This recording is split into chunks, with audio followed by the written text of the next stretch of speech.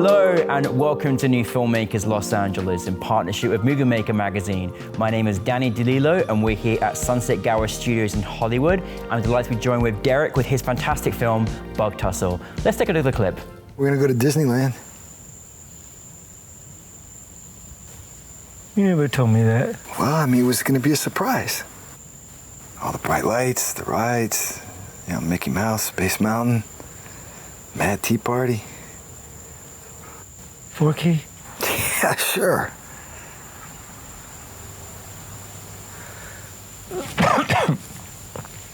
Mama never took me anywhere.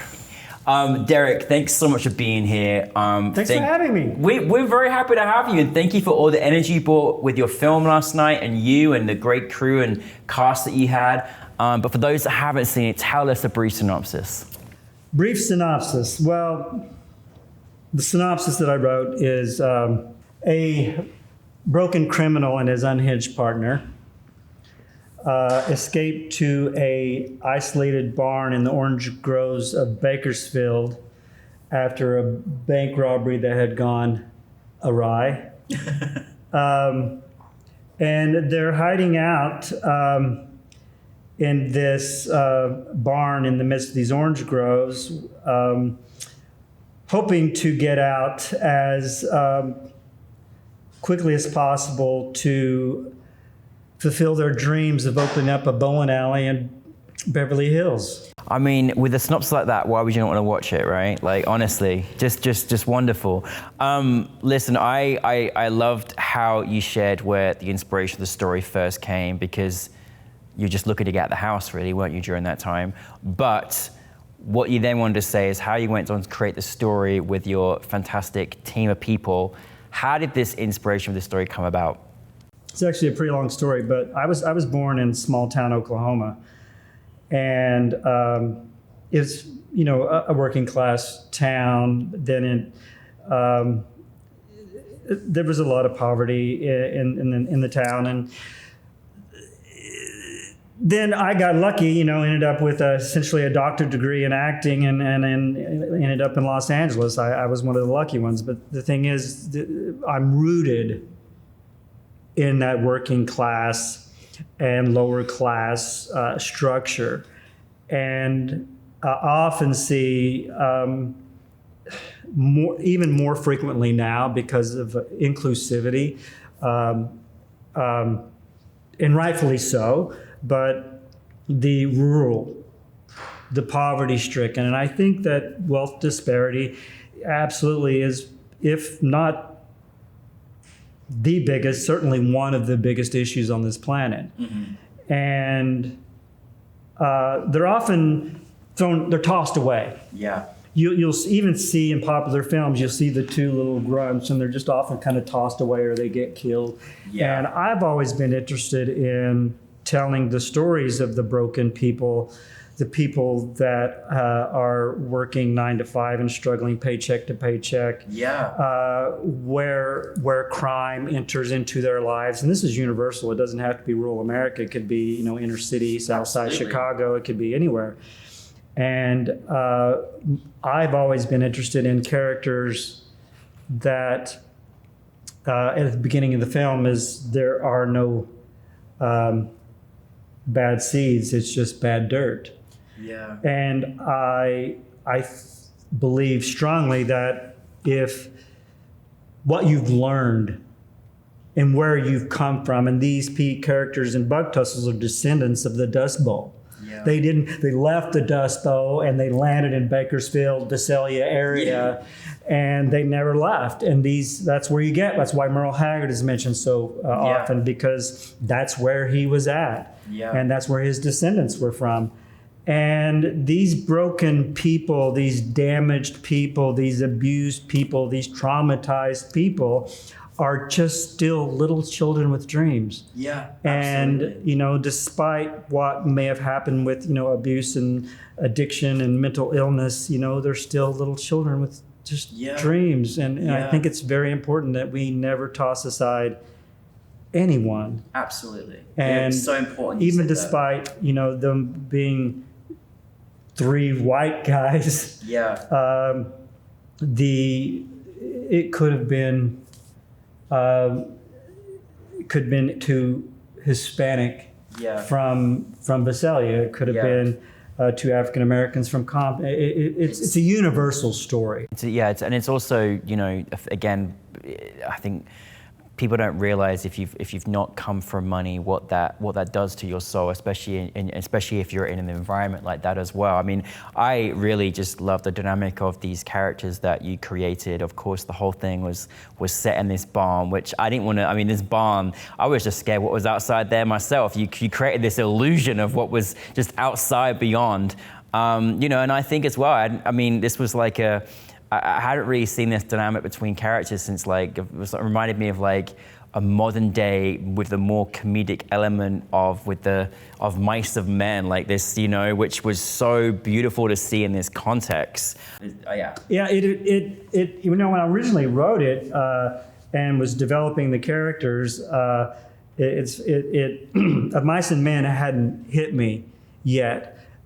I was writing these characters that had just escaped from this, you know, bank robbery, waiting for their getaway car in this isolated barn where they chose specifically hidden inside an orange grove because so it's so difficult to see through the grove.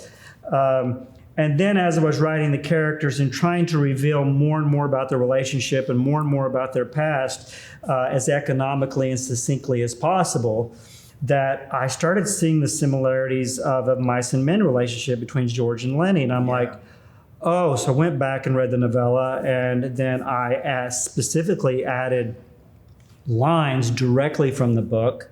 I added some circumstances directly from the book, and then went back and read the play, and like, oh, well, that is the same story as the novella. And then the relationship, I really didn't want Coyote to be as limited in capacity as Lenny. I wanted him to be much more dangerous. Because that's where I feel Bakersfield, Oildale, Visalia, that area, you know, generations later after the Dust Bowl Okies left and migrated there, that, you know, Okies was a very derogatory term, you know, and you didn't have to be just from Oklahoma.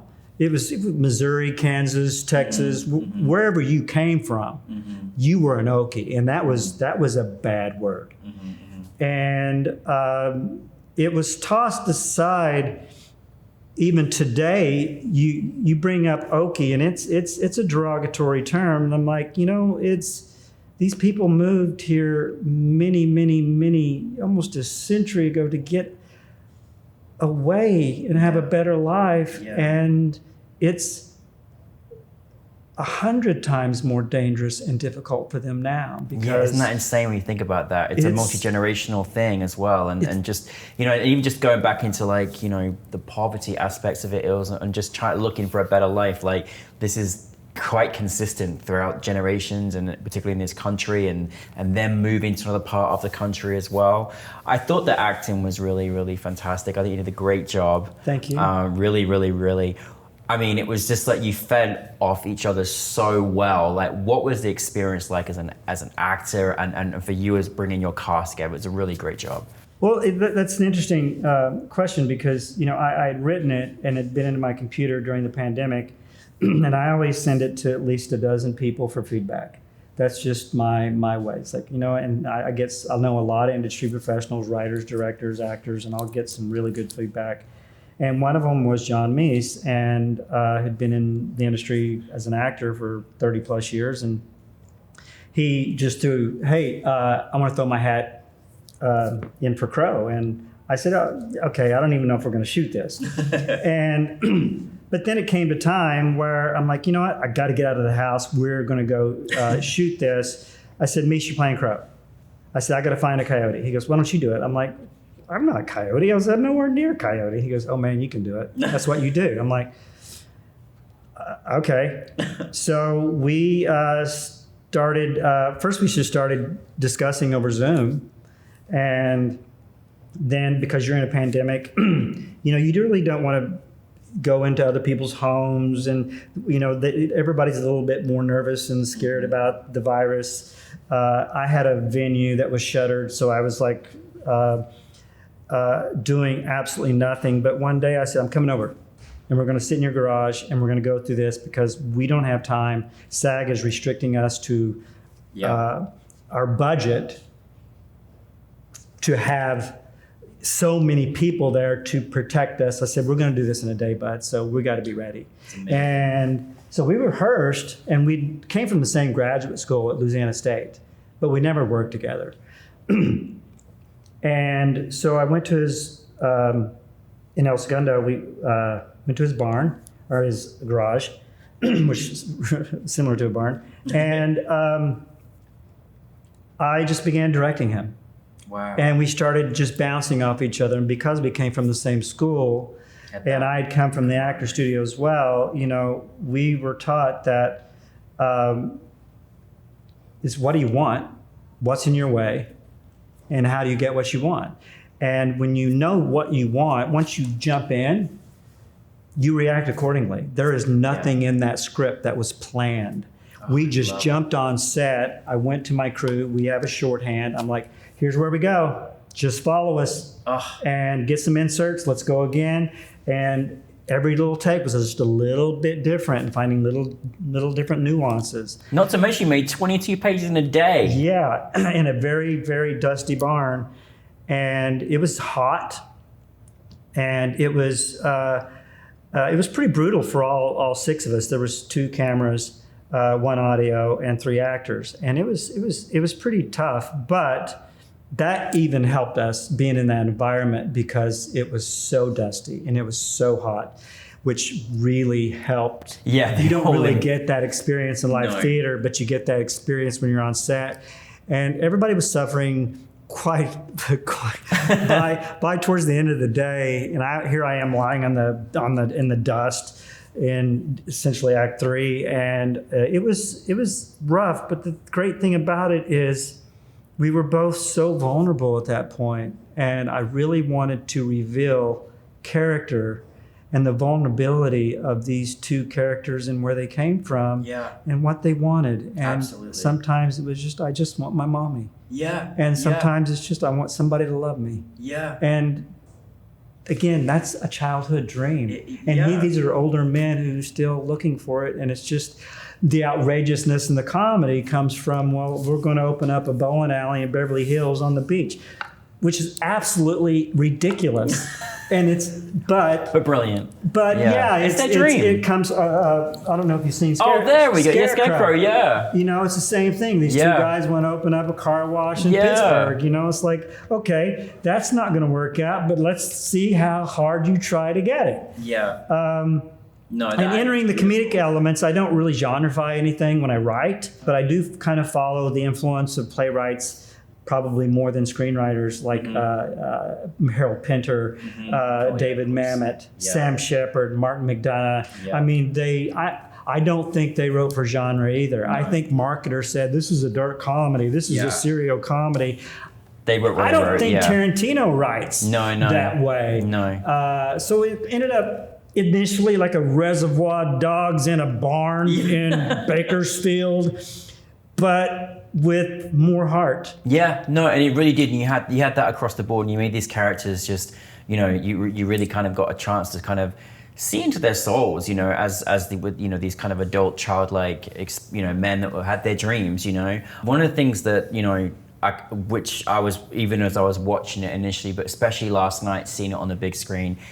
It's a film, and you want to see that film on the big screen. You just have to. It really just it's everything we love about movies, you know. And I thought your film particularly, you know, because it was such a wonderful film to watch visually as well.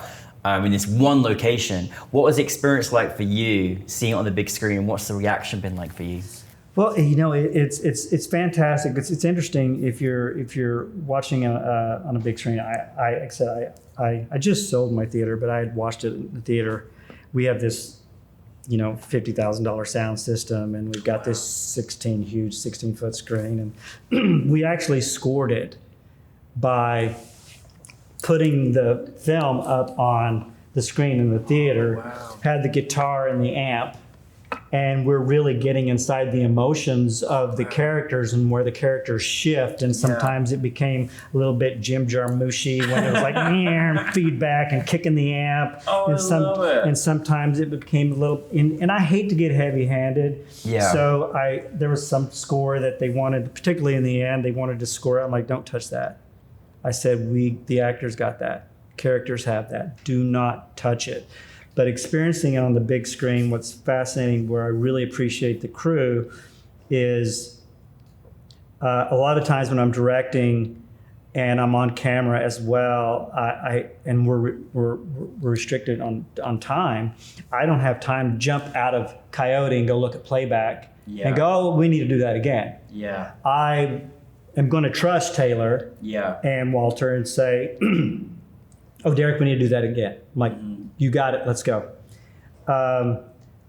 So when we start the editing process, I'll let someone edit, say, you do your job, tell the story, I'll jump in on the last cut.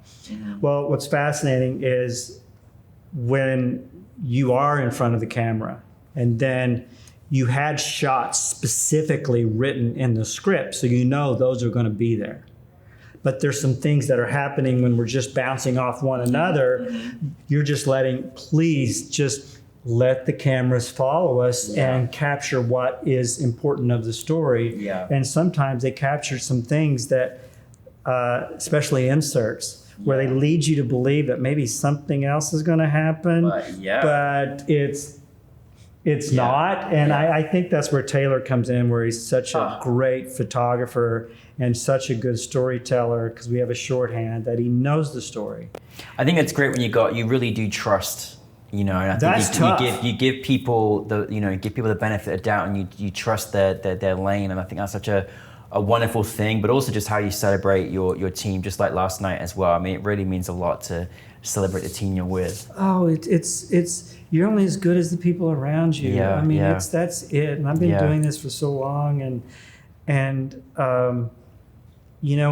whether you're doing a film or a television show or a piece of theater, black box or big proscenium, I wish it was more common, but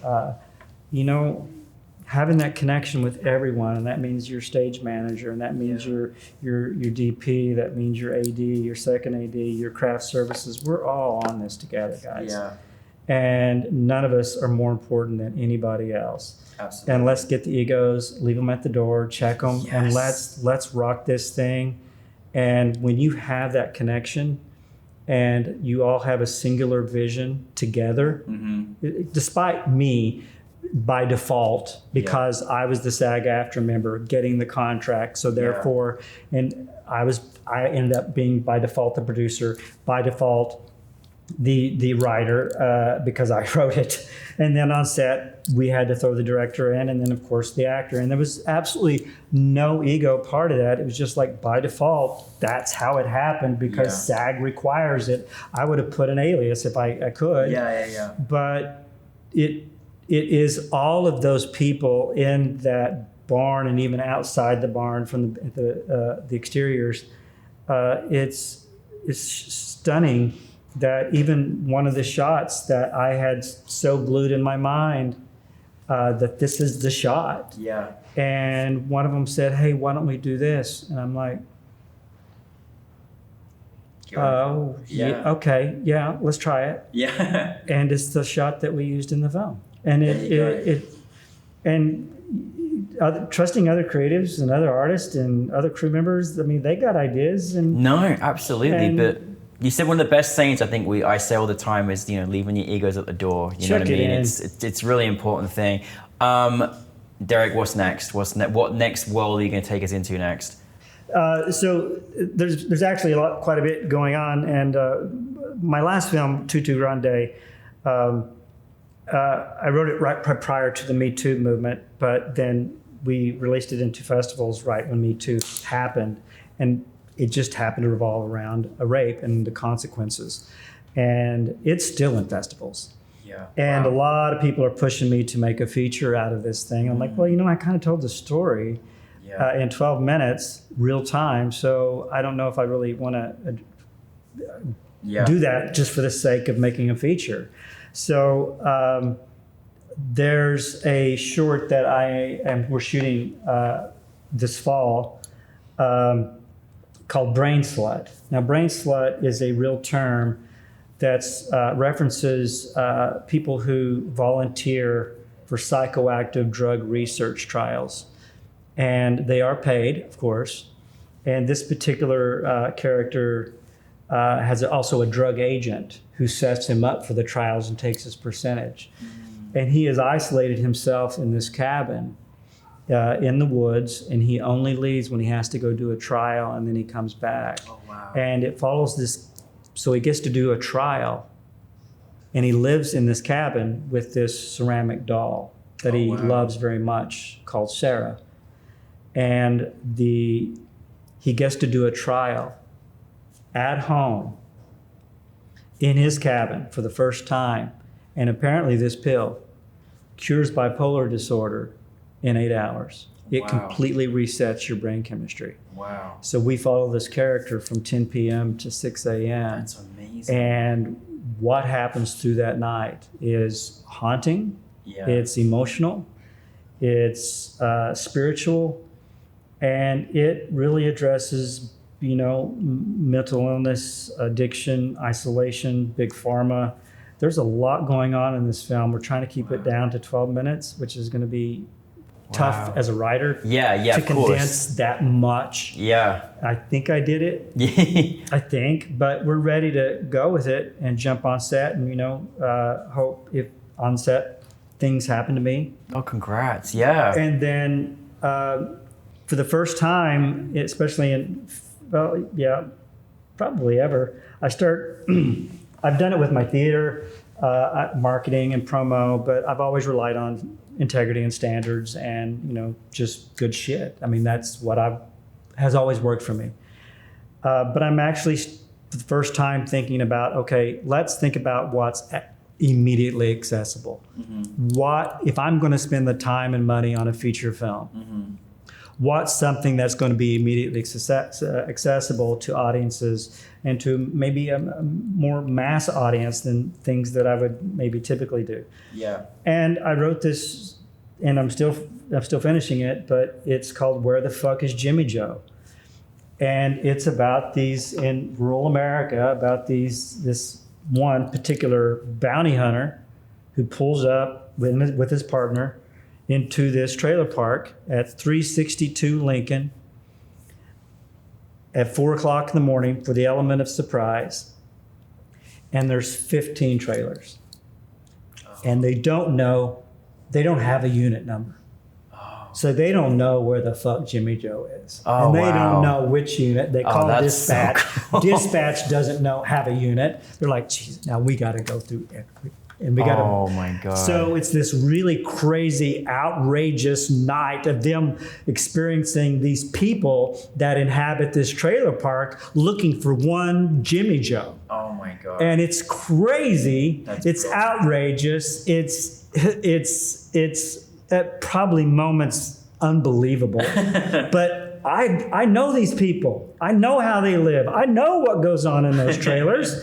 And they are people. Yes. And trust me, I'm on the people inhabiting the trailer park side. Oh. And I'm on Jimmy Joe's side. I love it. I love the worlds that you're immersing us into and really, really. And so, whether the project that you made a few years ago come into fruition again and these next two, well done on, such a diverse essence of story. What's exciting is that I'm in a position where I'm so fiercely independent and always have been.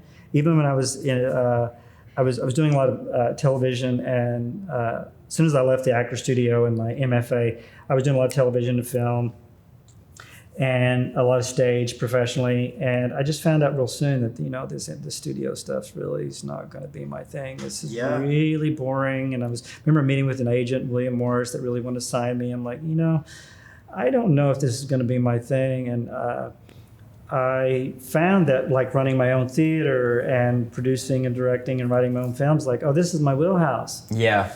And not because, again, of ego. It's like, oh, this is the much more gratifying and Absolutely. satisfying and rewarding thing. And Mies mentioned it last night, Yeah. that he's been doing day player stuff and guest star stuff, co-star stuff for 33 years. Yeah, exactly. And Buck Tussle is like the first time that he found, oh my God, this is the most rewarding thing I've done in 33 years. Independent spirit, which is Right, so what I love. even Yeah. if you get distribution, you know, Yeah. my hero at the beginning was Gary Sinise. And if you know the history of Gary Sinise at Steppenwolf Theater, who produced and directed True West of Sam Shepard play with John Malkovich that ended up on off Broadway and then Broadway, and then suddenly And then boom. Malkovich is doing a film with Bernardo Bertolucci. I mean, it's And then fantastic. he directed The Of Mice and Men Yeah. with John Malkovich as That's well. right. That's right. And I'm like, oh, this Sinise was directing, and he's been doing this forever. Yeah. And then my next model was Sling Blade. I'm like, So- Billy Bob Thornton, I mean, come on. 1.2 million, got his friends together, went back to Arkansas, and shot a film with Dwight Yoakam and John Ritter and his all of his friends, J.T. Walsh, and he wrote, directed, and starred in it. And look at him now. Well, listen, don't ever change that for you either, you know, and I can't. that's what it is. But listen, I just want to say thank you so much for bringing this wonderful idea in film. I'm glad you, because I just love what you said last night, I'm glad you got out of the house and made it, and that you've got all these very exciting projects coming up. So just a really big thank you, Derek. And Thank you. I mean, Welcome. you're pretty damn awesome. oh, I'm only as awesome as you, so there you go. But I appreciate I'm it just very a much. jerk off with sunglasses on. No, you're not. No, I appreciate all of your sentiments, and thank you so much for your storytelling, and welcome to the New Filmmakers LA family. I appreciate I am so happy to experience this. I've judged 30 film festivals. I've been film festivals all over the world, and I'm just going to tell you right up front, this is one of the best experiences I've ever had. Oh, thanks, man. You're welcome. Thanks, man. You got your shit together. Getting tearful, man, but I really appreciate it. Got your shit together. Thank you very much. It means a lot to us. Thank you, Derek. Everybody, we're ready for the next venture and the next world he takes us into. So thank you. You're welcome.